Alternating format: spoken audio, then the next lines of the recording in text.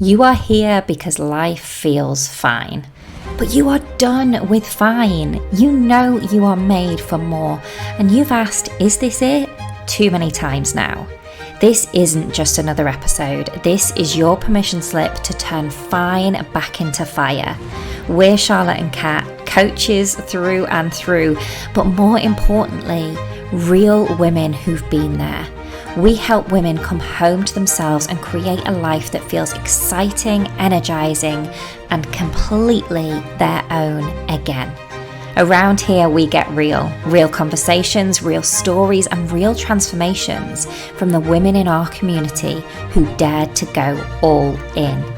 If you're ready to stop existing, to stop settling for fine, and to start truly living, welcome home.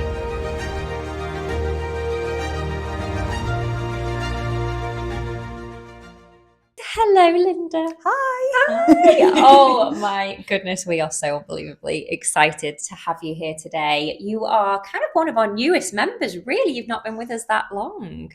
How long has it been? 4 months? Oh, 4 months. Oh, has it even been that long? I don't even know. Literally. It feels like forever. Time. In a good way. But I'm like, your growth has just blown us away, and just your all-inness. And what I really kind of wanted to just dive in and share was just the power of a few days, because wow, you found us on a Sunday, right? And signed up after I saw your TikTok. Yeah. You went all in on the Monday, the Tuesday, and we absolutely love this story, Wednesday, you were sat second row from the front in a theatre show on your own, right? Yeah. Like, wow. Like, yeah. And when you maybe wouldn't have done that before, is that right? Like, yeah. I've always been a bit conscious about doing things on my own, yeah, and how people might see that. But apparently everyone does that. So yeah, and I think that is just such an incredible story. And we were like, it's the epitome, I think, of what everything that we do and what we stand for, right? Is putting yourself first. It's deciding, actually, I can do that, and just testing those waters to see what's possible. So we just wanted to really open with that and just 100% celebrate you on that, because it's just incredible. And obviously so much has happened since then. It has. Which we will dive into. But first of all, we want to know more about Lynda. So who is Lynda? Let our listeners know. I wish I would have prepared this. Who is Lynda? Well, first and foremost, above everything else, I'm a mum of 2 boys, 2 teenage boys that we've spoken a lot about. Yeah. Because the teenage years are hard. Yeah. So no, I've got 2 boys. I live in Peterborough with my partner of 21 years. So I've been with Stuart since I was 22, I think. Yeah, so we've been together a long time, known him since I was 17. Grew up in the same village. That's just what happens in where I live. We just don't like to go too far afield. And I'm a learning and development manager. Have been doing that, been in the people space for about 20 years. And I love it. Between jobs at the moment, but starting a new job tomorrow, which is very exciting, which is part of my journey, obviously, with you guys. What else? I'm a Libra. I love crystals. I love the law of attraction. Yes. Even if it is rubbish, I don't care. Yeah. Love Taylor Swift, massive Swiftie.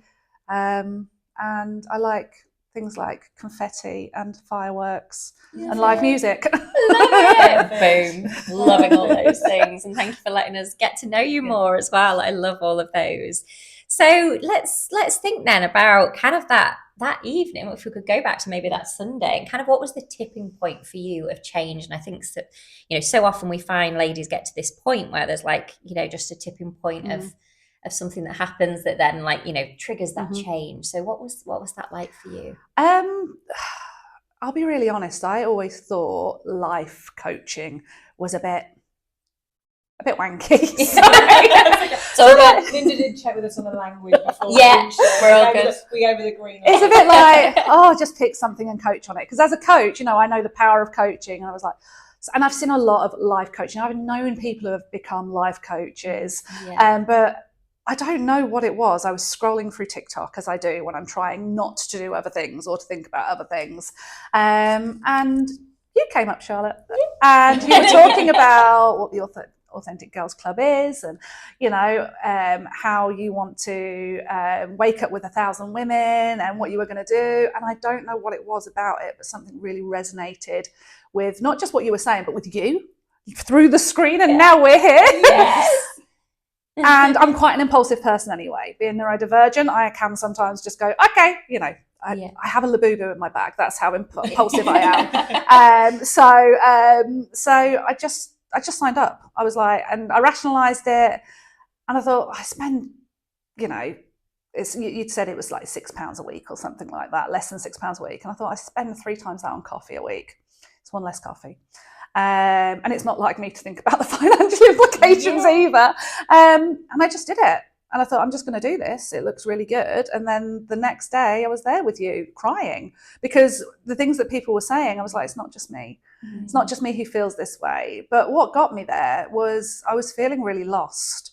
I was feeling really very much like I was existing, not living. Mm-hmm. I was just kind of going through the motions, and lots of things had got me there, certainly from what I thought at the time was just a career perspective and work, and how I felt about work and how I was maybe being treated at work. And I'd become very small in myself.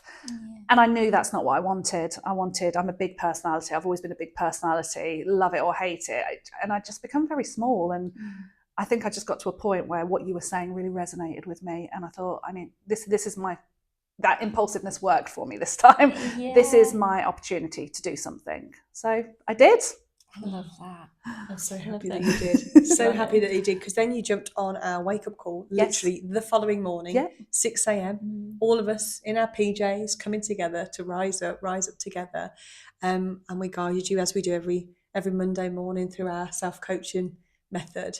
So tell us a little bit about that call, because you mentioned you were then, there was emotion that came up for you on that Monday morning. So tell us a bit more about that. I think it was one of your members, Sarah, was talking, and so much of what she was saying really resonated with me. And as I was writing things down, I wasn't writing a lot down, and it's because I was very new to it. I didn't know what to expect. But what other people were sharing really resonated with me, and I just felt so much energy from that. I felt heard, I felt seen, I felt like there could be a change. I've always been someone who says, you make your own life. There are no victims in this life. If you want a good life, you make that life. If you're not happy with work, you leave. And I've become one of those people who just kind of sits and does, because it's easier that way. And I think it's because I didn't have the fight in me. And there was something about that call, something about seeing you guys, and you guys are really vulnerable on it as well. You tell your own stories and you're very open about it. And I thought, this is who I am, and this is who I've not been, and I want to be this person again. So I got quite emotional, found myself crying. I have friends who joke that they cry twice a year and I cry twice a day, and I'm fine with that. I'm an incredibly emotive person. I'm a twice a day person. I'm here with you. Yeah, I cry watching someone else cry. Yes. On the telly. Nobody start crying. I might. But I felt and I hadn't felt that. I'd been quite numb for a long time, because I think I'd been protecting myself from things that were happening. So something about the stuff that Sarah was saying about how, she feels like she's at her best, and she'd got so much energy from what she was doing, and she was having a really great week. And I was like, I want that. Yeah. And I did. And that week was great. Yeah. That week I went out and I had conversations that I wouldn't. And there was just something about that accountability. I think I'd said I was going to do it in a room full of people, whether you saw it or not. We put it on the screen. I don't think I spoke that first week. I think I just typed kind of in the comments that first week, and I thought, right, accountability. That's sometimes all you need, is that accountability. Yeah. Amazing. So you spoke about this kind of moment of change. And so when you came in and joined us in the club, was there something in particular that you were wanting to change? Because you spoke about going from existing to living, from going through the motions to really thriving in life. So was there something already quite apparent that you were wanting to shift through, or was it just more of a general feeling? I think I was really unsatisfied from a career perspective. Worked really hard to get where I am in my career. I love my job. I love what I do. And I said earlier, not many people can say that. I really enjoy my job. And the business that I was working with had come to me at a time where I really needed it. It was mid-pandemic. I'd been made redundant from my last role. I thought I was never going to get back into L&D again. I ended up having to take a recruitment role, which, you know, recruitment's great and that's where I cut my teeth, but it wasn't what I wanted to do. The business that I was working for didn't align with my values. But the business I was working for really came at the right time, and it was the right business for me. And they were brilliant, and they embraced me, and I felt energized. And obviously things change, businesses change, management changes. And my manager, who we'd worked really closely together to understand each other, she realized very, very quickly that psychological safety is really important to me. She even kind of made me recognize that my triggers, when I got overly emotional or got angry, or, you know, I struggled with regulation, it was because I was being triggered, and that psychological safety wasn't there. And we worked really hard on that. And then she went on maternity leave, and I came back to what I had was a manager who didn't really understand me, and I don't think she really wanted to understand me. I was just, there was a lot of dial down the drama, Lynda, and, you know, you do realise you're being unreasonable, as opposed to really understanding where I was coming from. And it made me feel really small, and that kind of chipped away. I didn't even realise it was chipping away. And I just ended up going through the motions from a career perspective as well. I was doing what I needed to do because what I wanted to do and what I knew I could achieve, I wasn't allowed to, because that person didn't understand me and how I worked. So it started there. It really started with career. And like I say, I always kind of go to career because it's so important to me. But then it definitely spread to something else. It definitely made me really recognise the other areas of my life that I wasn't feeling fulfilled in, and that I wasn't being my authentic self in, you know, not to steal your... But, you know, it's about authenticity. Everything is about authenticity, and I wasn't being who I needed to be, and that was draining me. It was making me sad, you know, it was making me sad, it was making me tired, because what your mind's doing does physically kind of go into your body, and I was just tired all the time, and I needed a change, I needed to do something. So what did that look like? So let's look at the unravelling. So you came in with obviously the career at the forefront, and as you just expressed, there was more to it, if different parts and areas of life were possibly not feeling satisfied or unfulfilled.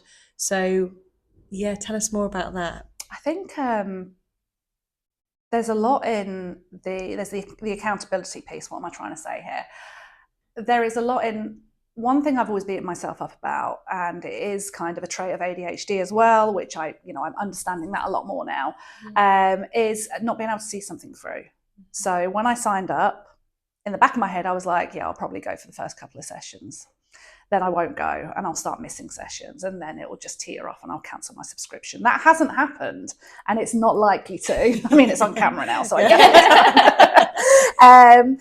But I've always beaten myself about not following through with things, starting something. I want to do better. I want to be more organised at home, because generally if I'm really organised at work, which I have to be, home looks like a crack den. And you know, and if things are really great at home, it's because things aren't great at work. So I could never really follow things through. And for me, it's about following that through. So it started with the calls, the 6 a.m. wake up calls. And I've told you today, I am not a morning person. I am not. And I actually would get really cross when I'd see people commenting on TikToks going, oh, yeah, you had me until 6 a.m. And I'm like, but if you really want to change, you'll do that. If you want to do this, you will do that. Who cares if it's 6 a.m? And I know, you know, there's people who come on the calls who have to go off a little bit earlier because they've got little ones, etc. I mean, Evan has been on many calls with us, and I am totally here for it. And many voice notes as well in the background, chatting away to me. But you know, it's that flexibility, isn't it? So it started with 6 a.m. calls, and I was going through emotions. I was writing things down, but it was really clearing my head. Like, for me, writing things down takes it out of my head onto paper, and I just feel less muddled. My brain is muddled a lot of the time, and you know, I'll go from one thing to the next, and I think that's where I can't follow through with things. And it started with that, and then came up I think there was the goal setting call, which I thought, oh, this is great. I mean, I deliver goal setting workshops to people, but I never do it for myself, Yeah. you know, and I was like, this is great. And I could really see with the kind of life chart where I really needed to focus, and career was definitely right down there in terms of I wasn't happy with a lot of other things, but that was the thing. I need to focus on one thing at a time. The turning point for me was the hot seat.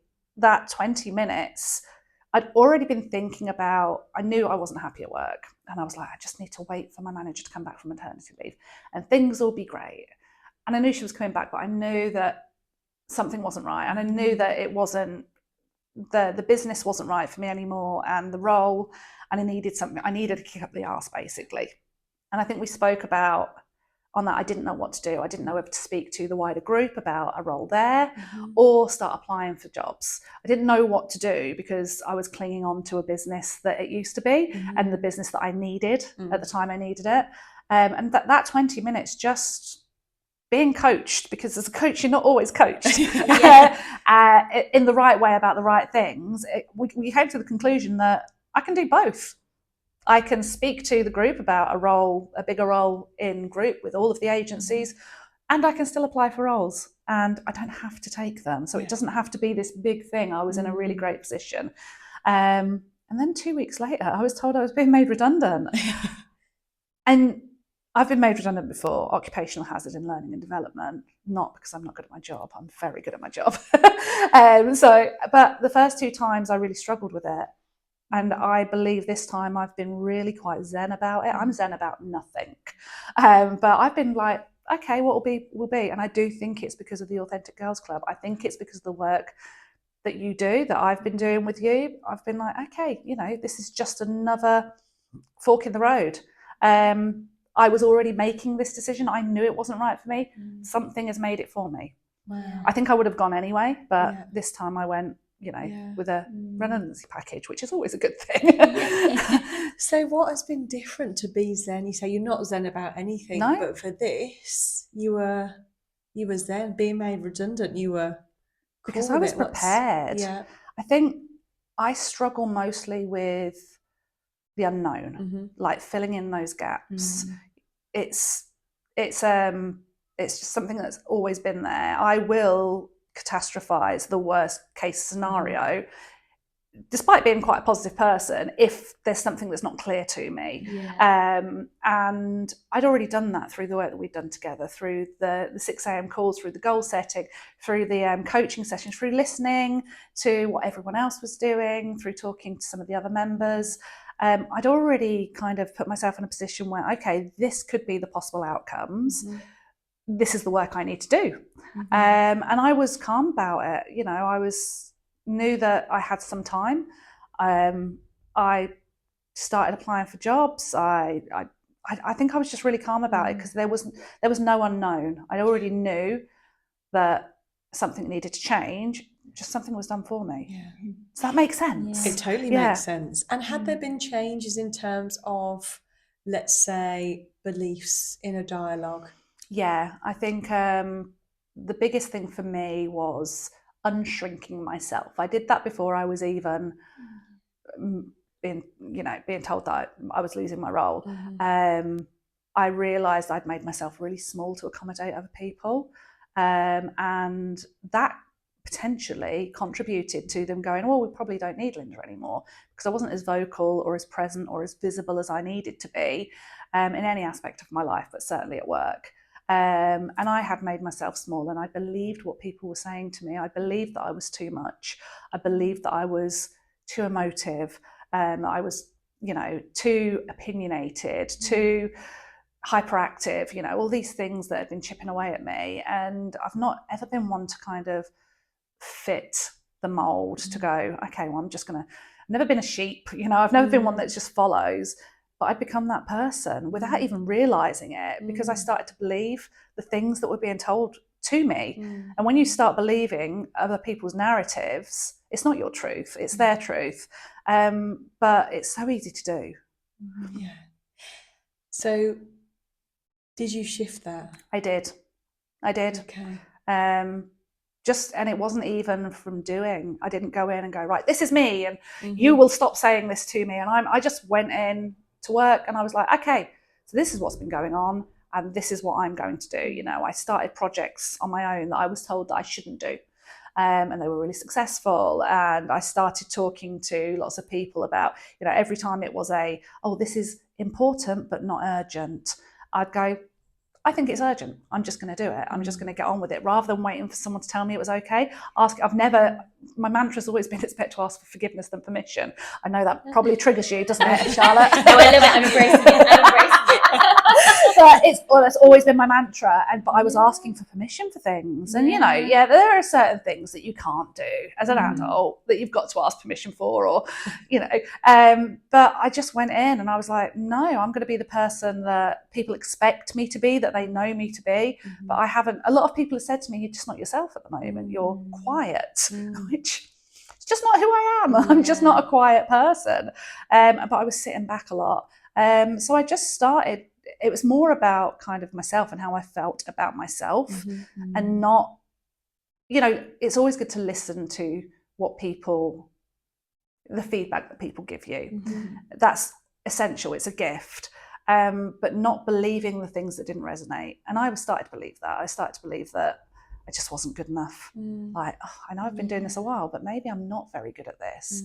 And it took me back to a time where I just had Charlie, my youngest, and I went back to work, and things had started before I'd gone on maternity leave with a new manager. And I knew in my heart that it wasn't the right place for me with this manager. But I remember she once said to me, her and a colleague said, maybe recruitment isn't for you, Lynda. It's quite fast paced. And with the 2 toddlers and the baby, maybe you should go and work in a shop. And I believed them. And I left that business and I stopped working for a good 3 months because I was like, maybe they're right. And I felt myself going back to that place, and I promised myself I'd never go back to that place. So I was like, no, this is in my control. And I have, you know, Charlie's 13 by that was 13 years prior. I was like, it's in my control, I can do this. And it, you know, it's worked out well in the end. Right. You know, redundancy, not so great, but sometimes the universe throws things at you that they need to. So tell us about the unshrinking. So this shift back to you. You said people were reflecting, you're just not yourself, Lynda. And you said you were reflected that you were kind of shrinking and believing all these different things. And tell us how that has shifted. I've stopped apologising for me. Fundamentally, I quite like who I am. I know I'm not for everyone. I'm Marmite. I'm well aware of that. It's taken me years to be okay with that. As a people pleaser who wants everyone to like her, not everyone's going to be your people.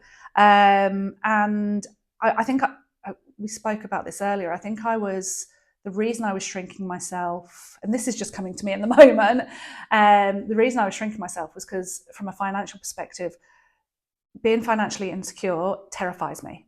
And if I didn't shrink myself and be the person this person wanted me to be, I'd lose my job. And I wouldn't have any money coming in, and it would take me back to where I was as a child. And so I just felt so insecure in that moment. I thought, right, toe the line. But that's not why I'm successful. I'm successful because I don't toe the line. I'm successful too because I do challenge ideas. That's what I do in my role. So, you know, the unshrinking really looked like me just loving myself again, because I like who I am. I do like who I am. I'm a passionate friend and partner and parent. You know, I don't sit on the fence. I defend the people that I love, and I love deeply.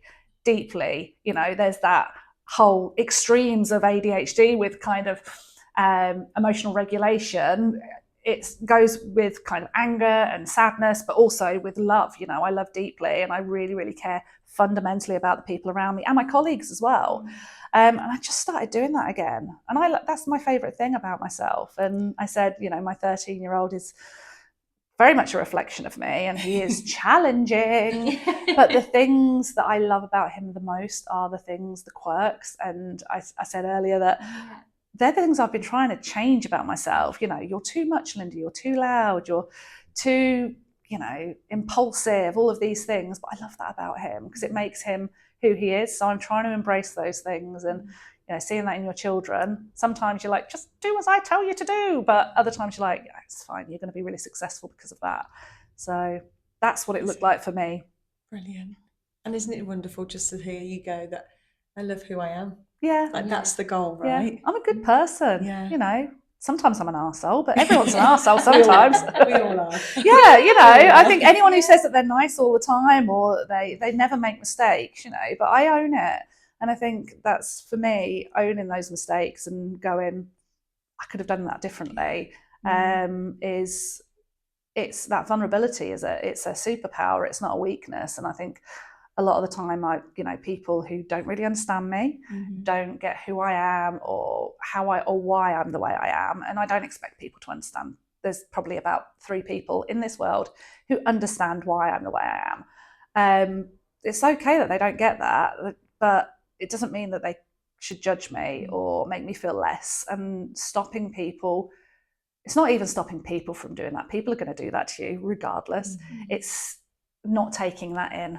Let people have their opinions, let people say the things they want to say, let people do all of that. It's how you react to it. And what I realized through the unshrinking process was it was my reactions that were inhibiting me, not the things that individual was saying. It was how I was allowing it to affect myself and believing it, and just taking that power back. Like, I am who I am. This is my power, and I have the power to go, okay, that's your opinion, or shrink myself and go, okay, I'm going to change for you. Wow. What incredible awareness as well to recognise that it's not the thing or the person, but it's a choice in how we respond. Yeah, absolutely. That's amazing. Amazing, thank you. Yeah, I love that. And that's massive, isn't it? That shift to responding and choosing that response. And like you say, nothing happens externally. Those people, it could have been exactly the same, but when that shift happens internally, we experience it totally differently, don't we? Yeah. Which is amazing. So one thing I'd love to draw on, especially with the unshrinking process, is going back to that evening of taking yourself out and to the theatre. What was that like? Because I know you kind of shared this with us that maybe you wouldn't have done that before.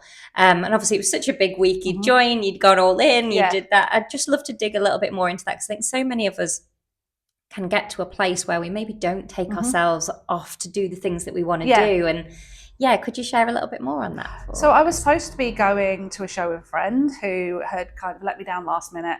Well, she was unable to come last minute. And I'd already got the hotel and I wasn't going home. I was like, oh, they know that I'm not coming back tonight. So, and I had a big day of work the next day. And normally I would just work. I'd sit in my hotel room and work if I didn't have anything to do. I've always been quite codependent. I'm very much, what's the phrase I'm looking for? Anxious attachment.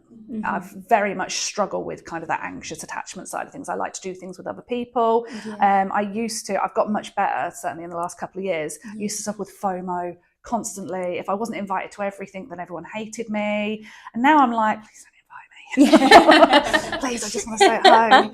Or if I'm not, it's like, it's okay. But I think that's also shrinking my group of friends to only those that I know wouldn't hurt me intentionally. So I think that's really helped. But I sat there and I thought, I don't want to sit in my hotel room. I could just get a Deliveroo and work or watch telly, but I'm in London. I'm in the West End of London, and I just want to embrace everything. I don't want to ever regret like just sitting in a hotel room when I have the opportunity. And I thought, okay, let's have a look. So I went on, I got a Clueless ticket, and I was front centre. But you know what? When I got there, I realised there were lots of people who were there on their own. There's lots of people who had just gone because they wanted to. I've always felt like I needed to be part of everything and be with a crowd and be a pack animal. And I think certainly since COVID, and it's been a slow process, but since COVID, I've been so much happier with my own company. It's really strange because I used to always want to be involved and always be out and not just be sitting there on my own. And now I'm just like, okay, if I want to do that, I can do that. I can go to a concert on my own. I probably wouldn't go to a concert on my own. though I did once by accident. I'm sure you bit a Taylor Swift concert on your own. I would go to a Taylor Swift concert on my own. I didn't. I went with my friend and we had the best time. But yeah, if someone gave me a Taylor Swift concert ticket, 100%. You don't let Swifties down. But there were lots of people there on their own, you know, and doing that stuff, you know, why stop yourself just because there isn't someone to do it with you? But that anxious attachment's always been there, and that codependency of I can't do this unless there's somebody with me. But actually, I always say my oldest can make friends in an empty room, because and I can as well. You know, that's something in him that I can do. He was reffing the other day because now I get to watch other people's children play football. Not mine. I just get to watch him boss them about, which is wonderful. But I was sat there reading my book and one of the mums just came over and started talking to me and was like, you always make friends. Oh, yeah, so do you, son. But, you know, I think going back to the shrinking and the unshrinking, it made me more of a closed person. And one of my favourite things is that I am such an open person and people gravitate towards me because I will talk to everybody. I hate seeing someone sat on their own or, you know, not included. Intentional exclusion is I hate it. It makes me so upset. So I always try and include everyone, but closing myself off and shrinking myself, I wasn't. I was just kind of there in my own head, feeling sorry for myself. And no one likes a pity party.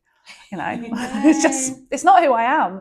So was that kind of a catapult forward as such in terms of that unshrinking, do you think? Yeah, definitely. I think with the redundancy coming, I think being my authentic self. I mean, I started writing articles on LinkedIn, which at first I was like, oh, no one wants to read this, no one wants to see this. Everyone's just going to be cringing. Now I can't stop now. Every time I have an idea, I'm like, okay, let's just write something. I'm kind of now getting that whole like Facebook ticks and likes and stuff like that. I don't know, but it's never bothered me before. You know, putting myself out there a little bit more, it's okay. Like some people will think you cringe and some people will be like, oh God, here she goes again. Who cares? I'm not doing it for everyone else. I'm doing it for me. I enjoy it. And I never would have done that before this, I don't think, or I wouldn't have been as vulnerable and open. I am in my personal life. Like I literally, I wear my heart on my sleeve, and I wasn't being that person elsewhere. And I think that inconsistency, I can't balance that. So it has catapulted me forward. You know, I've got an amazing new job. It's a step up for me. It's a different role, and I'm not going in terrified. I'm not going in going, oh, I can't do this. Like it's not fake it till you make it. It's like, I know I can do it. Whereas every other time I've gone, not sure I know everything I need to know. ChatGPT helps a lot as well, but I'm not uncomfortable with it. I'm not scared. I'm not nervous. I'm not, you know, it's somehow disintegrated my imposter syndrome because either I'll do it well or I won't. And if I don't, then there's always something else for me.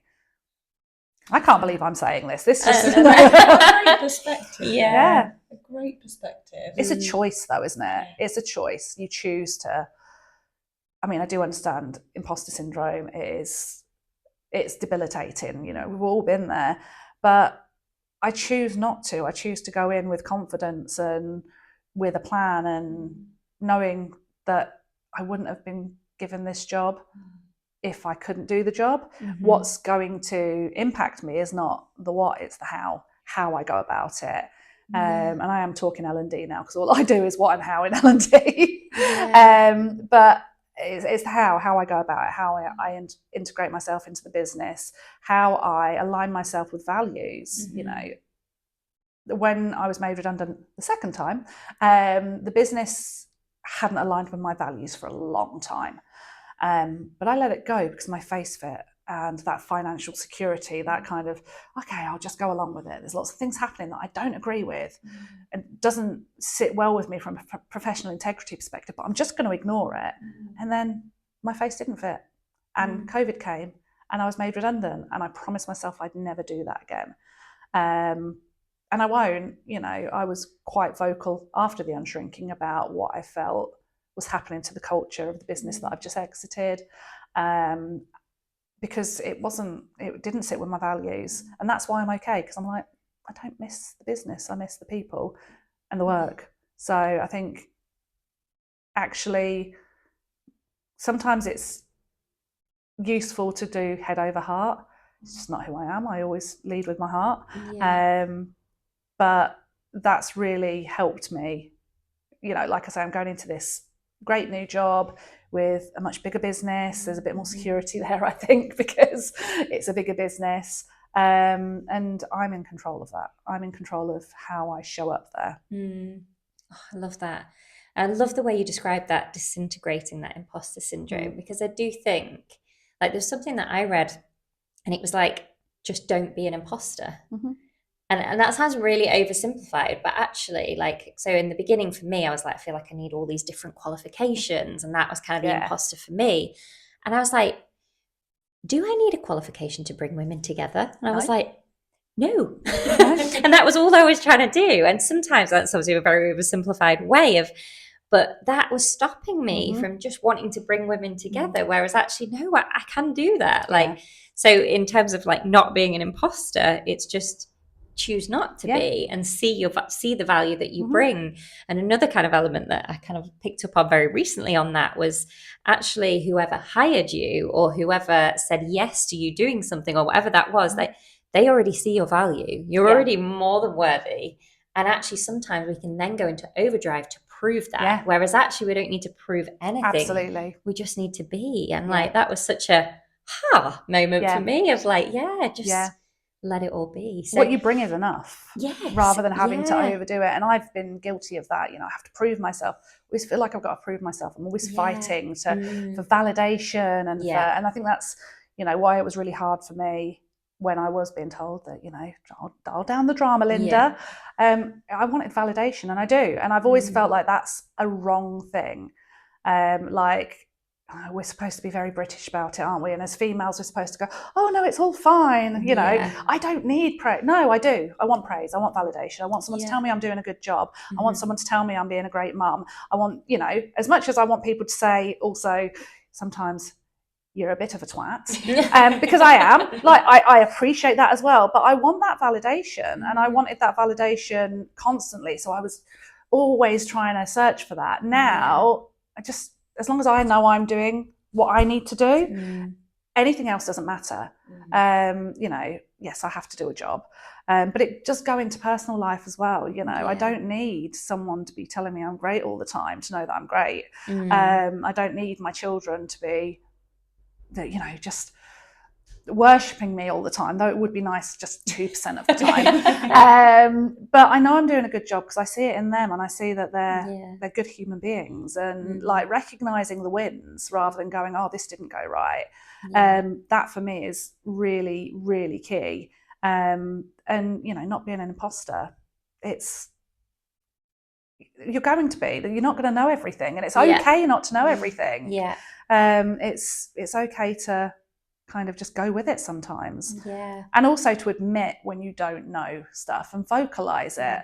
I think I've always been scared of that. I've always been like, oh, I need to know this, I should know this. And one of the experience I had as I was looking for a new role was, which really did trigger me, and took me back, was, and I did write an article on LinkedIn about it, was that I was being asked to put my degree in a lot of the time, and it really upset me. And after like the third time where I couldn't go through an application for a senior level role that I knew I could do, because I've been doing this a long time. I'm 43, I'm not a graduate. And it really upset me because I didn't go to university. I wanted to go to university, but I couldn't because of my social economic status. And it really, really bothered me. But rather than just getting really cross about it, I wrote about it. And I think, again, from the Authentic Girls Club, vocalising how I'm feeling about things and what I want to do, and other people going, oh, me too. Oh, I feel that too. You're not alone with it. Or someone will go, no, I think you're wrong about that. And I did a whole article about how I wanted to go to university, but I couldn't because financially it wasn't possible for me. And all of my best friends went to uni, and I put a picture of myself at 19 years old with 3 of my best friends who went to university, who are 3 of my best friends now, and they went off to uni, and 2 weeks later I was homeless, in essence, because my dad decided he was going to leave the country, as he would. And people don't see that. And actually I was talking about making it a lesson of kind of the people space.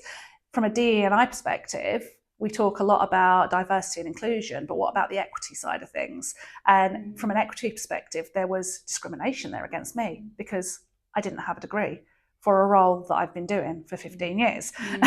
So, you know, for me, vocalizing that and having people go, no, I agree, or actually I disagree. A lot of people just went, degrees are still important, stop saying degrees aren't. I'm like, that's not what I'm saying. No. Read the article. I wanted to go. What I'm saying is, it's not a measure of someone's intelligence or someone's capability. It is a privilege these days as well. It is a privilege to be able to go to university. Back in my day, maybe you could have been means tested, but that was a small part of my story.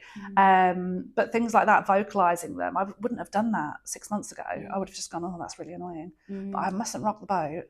I mustn't say something that's going to be controversial or piss people off. Because I'm not trying to be, but I realise I'm not trying to be controversial. I'm just speaking my truth. Yeah, having an opinion, speaking my truth, and it's worked for me because I believe that I got so many opportunities in a really tough marketplace for learning and development because of my activity on LinkedIn. And I was very active. There was a lot of noise. I love that. I love that. Oh gosh. And what kind of how has that internal validation really played a part in that? Because I can imagine that that's needed, right, to navigate, obviously, like you say, those people who agree, those people who don't agree. But how has that played a part? I think just doing it, right? Not kind of overthinking it. I think just getting on with it and write an article and being okay to post it out there. And I have been triggered a few times by people's comments. Someone on the one about university, someone came in with a big opinion on me, not on what I was saying, on me, someone I didn't know. And I did bite back. But actually, I don't know. What was the question again? It's kind of obviously within the club, internal validation is huge, right? We take note of everything that we do and really build that, kind of rather than seeking externally for that pride, really giving it to ourselves within. So I suppose it was just seeing how that's kind of affected, just being able, kind of the unshrinking, really getting yourself out there and has that supported that? Yeah, definitely. And certainly through the job process, it's supported that because I think I've gone in and I've been totally myself, not tried to be the person I thought they wanted me to be, because that, that's not who I am. If the job's not right for me and I'm not right for the job, then going in and being that person it's not going to end well. And also from a personal perspective, I am, we know that it's a lot more than just, I'm focusing very much on the career element at the moment, but it's a lot more than that. From a personal perspective, I am being more vocal with my partner in terms of what I need, what I want, how I feel, whereas I stopped doing that for a long time because you kind of get into that, it's easier just not to have an argument about this or not to bring this up. And but, I've been a lot more vocal about those because it's okay for me to say that stuff. I'm not being confrontational. I'm not just rocking the boat for the sake of it. If I'm happy and I feel fulfilled, then the rest of the house will be. And I am the center of that house. I know I am. I'm the person who does everything. I'm the center of my children's world, and my partners. I realize that now. But it has really manifested itself in me being okay with speaking up. And people who have known me a long time will probably say, well, you speak up quite a lot, Lynda, you speak a lot. But actually I don't think people realise how much I keep in just to keep the peace and to not rock the boat and to not come out of it feeling rubbish myself. Because I can be vocal on other things and, I'm loud and I'll make jokes and stuff. Actually, I hold a lot of stuff in and I'm not as open and vulnerable to everybody as they think I am. But actually, that's been really quite freeing just to be able to go, I'm just going to say it. Not everything, because, there's a line. There is a line. But the things that really matter, the things that are impacting me, if I'm feeling anxious and I'm feeling like I'm shrinking again for something, then I'll say it because I don't want to be that person. It doesn't feel good. And like you said, the energy that's lost there is quite significant, isn't it? And I sure know I felt that when I also, you know, we resonate with a lot of different things with our stories, don't we? And that kind of unshrinking process, that stopping apologizing. Like I would apologize if someone bumped into me. And then I'd be like, what am I doing? And just holding those just little things back. Like it's just energy that gets to stay within you, isn't it? And we can build that and build that up within to then obviously put it into the places that we want to put it in, rather than just exhausting ourselves. Yeah. Did you want that one? Yeah, thank you. I just want to touch on the speaking up, because there is a difference, isn't there, between speaking up and speaking up about your own needs, isn't it? Being vocal about, you know, things, but then being vocal about our own personal needs. So I just wanted to highlight that. And I just also wanted to reflect, Lynda, on just listening and sitting here, listening to you speak, just the confidence, the self-trust, the belief, the safety within that is just coming through in hearing you talk.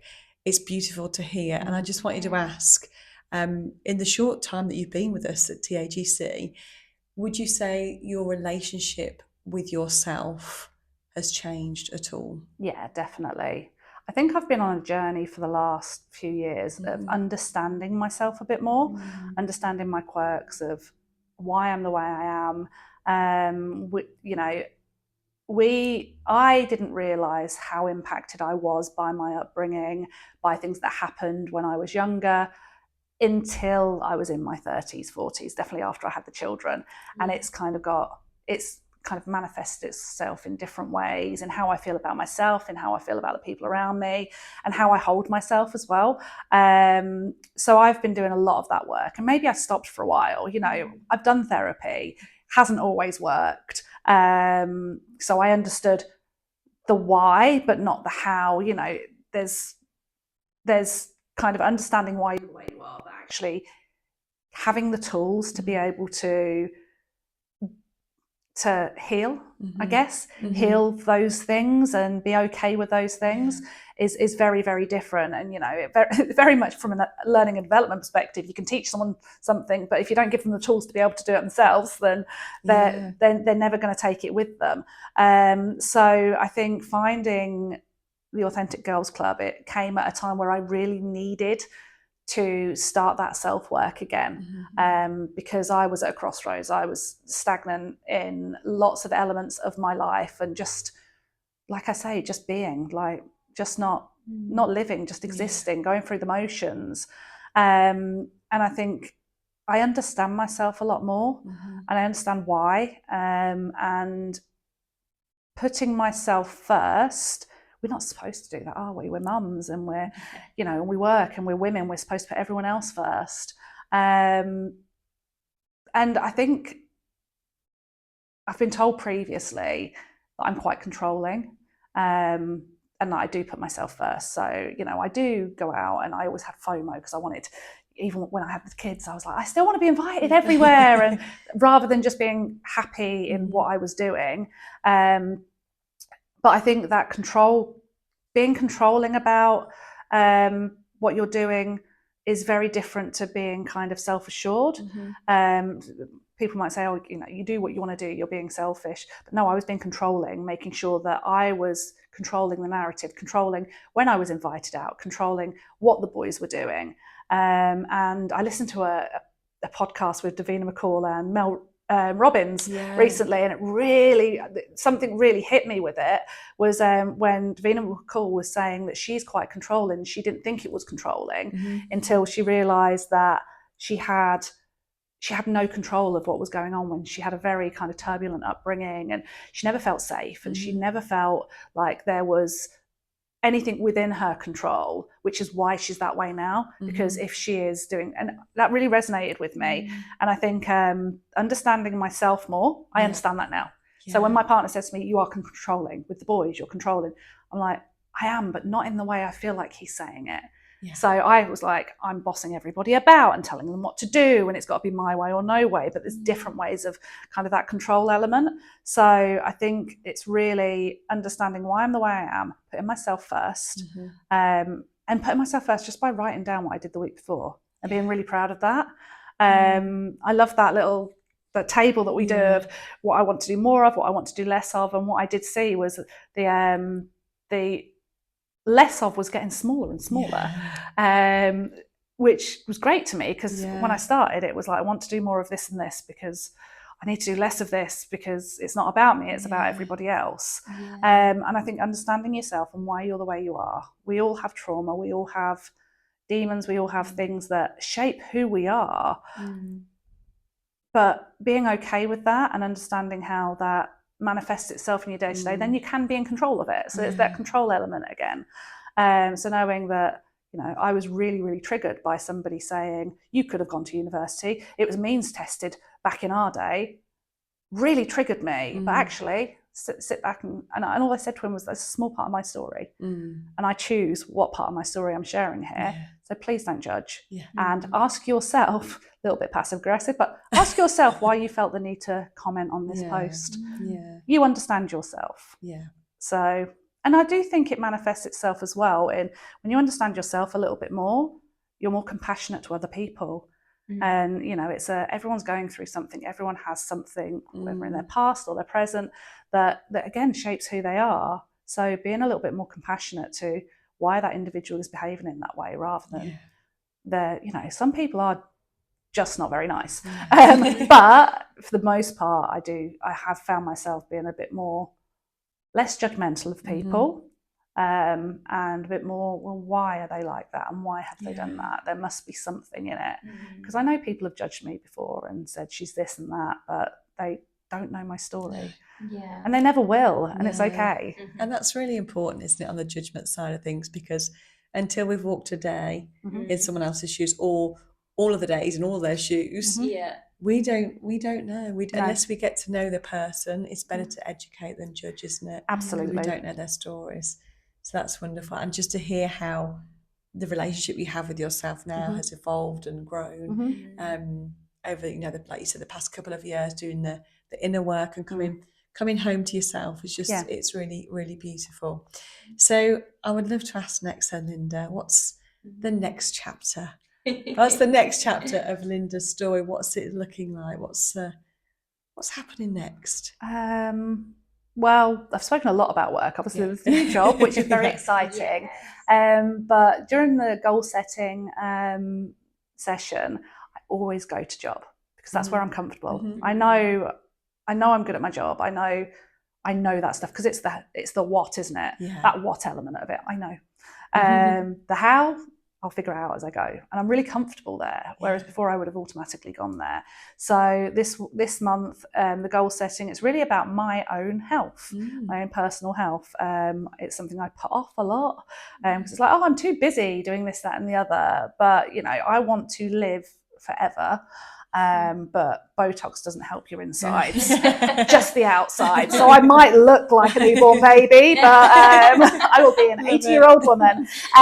So I want to be healthy. So my goal this month is really about being more active, about moving more energy, because I just figure if I am a better version of myself, I'm doing the work internally. Externally, you know, there's only so much I can say that it wouldn't be fair if I was the most intelligent, the prettiest, and the funniest person in the room. That's why I keep on the weight. I can't keep saying that, because people are like, all right, Lynda.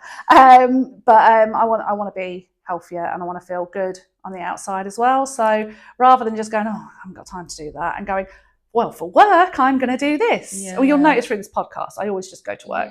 Because that's less personal. It's less about me. But I recognise that. But no, I want to physically feel better about myself. So that's what I'm going to be working on. And that's not just from a kind of physical activity perspective. It's an hour of reading every night, you know, doing yoga, not just for fitness, but for kind of like balance as well, you know, breathing. I struggle to do that sometimes. Just breathing through when things don't feel great, you know, because it's a feeling lasts 3 seconds. I think that's the thing, isn't it? 3 seconds. And just recognizing that it's just a chemical reaction to something. So I just want to be happy. I think at the end of the day, I just want to be happy. That's a great goal, isn't yeah. it? That's what we're all here for, that inner peace and that happiness. And thank you for sharing that, and thank you for sharing it, because that's about you. It's not about work. It's a you goal, making it about you, which is exactly what we're here for. So, and that sounds really exciting. And how this work is very holistic, isn't it? It's not just this part of life or this part. We get to work on it as a whole, don't we? A whole human being. So thank you. Amazing. Thank you. Yeah, so I would love to just round off and just ask you, is there something that you would like to pass on, something to our audience that maybe you've kind of picked up along the way, or something that's stuck with you, just a little piece of advice that you'd like to pass on? Well, there's a few things. So much. It's all good, so I think I said earlier, this has done so much for me from a kind of self-awareness and self-belief perspective as well. I am happy. I am generally a happy person, but that is intermittent, dependent on the situation. So I don't understand why there's not like thousands of people doing this, like women, because I know there are lots of women who feel like me, who feel like they're just existing and they're just going through the motions, and they want to do something different and something better and to put themselves first. So taking that step, it wasn't hard for me because I'm impulsive. But I know some people, will find that really hard because it might bring some things up which are tough, but you've got to do the work. You've got to, and I know my placement students, if anyone listens to this, will laugh because they used to play Lynda bingo with me. One of their favourite ones was, a comfort zone is a beautiful thing, but nothing grows there. And we should always be growing. We should always be striving to be the best version of ourselves that we are, because that's where we're going to be happy. And I don't understand why there's not thousands and thousands of people just doing this. It's so cheap. It's like less than a cup of coffee. Literally less than a cup of coffee, because coffee's really expensive. It's, that first step is sometimes the hardest, but once you take it, it feels great. And, self-care is not selfish. Especially as a woman and a mother and someone who works full time, we're allowed to be men have been selfish for years. Like men, literally. Let's call them out. But they have, and they will admit it. My other half will always, he'll still keep doing it, but he's always like, if we're out with people, he's like, Lynda does everything. Because we are caretakers. It's what we do. It's in our nature. It's not wrong. But they're not apologising for it. They're not feeling guilty for just being able to, spray on some deodorant and get out of the house while you're trying to get 2 kids out. And, by just turning up at the airport when you've done all the packing, they don't feel guilty about it. We shouldn't feel guilty about putting ourselves first and having that time for ourselves. I am a better mother, and I'm a better friend, and I'm a better partner for my selfish things. For going to work, for doing this work, I'm better for it. I'm better for everyone else around me. And I think you need to realise that it starts with you, and kind of it then spreads. It's a beautiful thing. Yeah, it is. Oh, that's incredible. That is amazing. Well, wow, thank you so much, Lynda. I can only imagine how much your story is going to ripple out, and I think there's just so much goodness within that, of just relatability, but also seeing what's possible when you do take those leaps, or make those little changes along the way, and just go forward with how you're feeling. So thank you so much for being so open with us and just sharing. And this is it, women being vulnerable together and just sharing our truth and getting it out there. So a big thank you. We cannot wait to obviously continue being a part of your journey. And it's all on tape now. I can't stop. Who'd have thought all those months ago, scrolling through TikTok, I'd end up here. Isn't the world a wonderful thing? I know, the universe is fantastic. And you know what? This is just before we wrap up, but that post, I'm not completely sure on which one, but there have been so many TikTok posts, especially with TikTok, because it's quite a new space, that have been like, do I put that out there? Do I not? Do the thing, because it led us to you and you to us. And I'm so grateful that you're in our world. And Had I not posted that, we wouldn't have connected. I just want to add on to that, because that is a really sad thought. Had you just got in your, because sometimes we do, right? So I'll take the mic back. Sorry, we're continuing. Sometimes we get in our head. Let's look at, specifically social media. We're putting a post on like, well, is it going to land right, or have I said the right thing? And you just internalize, but you just put the post out, and had you not of, we wouldn't be sat here with Lynda. Absolutely. And that makes me really sad. And you said it wasn't really about anything I said, it was who I was, Yeah. right? That was it. It was something about you. Because there are posts like that. There's lots of things like that. And, because of the space that I'm in and my interests and stuff, these things come up quite a bit. And I'll listen a little bit and scroll, scroll past. But this one particular post, there was something that told me I had to sign up. And I literally did. I literally clicked on the link and signed up then and there. And I was like, oh, what did I just do? And I'm so glad I did. I'm so glad I did, because, had you not done that, then I wouldn't be here. No. And actually, I owe you guys so much in terms of the work you do, to me being here and the things that have happened over the last few months. It's amazing how much growth one step can kind of give you. So it's been huge. This is only a really small part of the whole story that we're talking about today, but there's been so much. And it was just taking that one step. And had you not posted that, I wouldn't be here today. No. So the message is clear. And like you said earlier, Lynda, when you took yourself to the theatre, if it's something you want to do, if it makes you happy, go do it. It will feel icky at first, but you'll be what's so the worst? glad. I always figure, what's the worst that can happen? Yeah. I love that. You'll be so glad that you did it. Yeah. Oh, amazing. Thank you so much. Thank you. Thanks. What if today was the last day you ever woke up and thought, is this it? You were not born to settle. And in 1 hour inside Wake Up Excited, we'll prove it to you. Wake Up Excited is a free masterclass for the woman who is ready to stop settling and start living life on her terms. In just 60 minutes, you are going to rewrite the story you're living by and reignite the spark that makes you wake up excited again. Your next chapter doesn't start someday. It starts the moment you choose it. And if this conversation lit something up inside of you, this is your moment. The link is waiting for you in the show notes, and we cannot wait to see you there.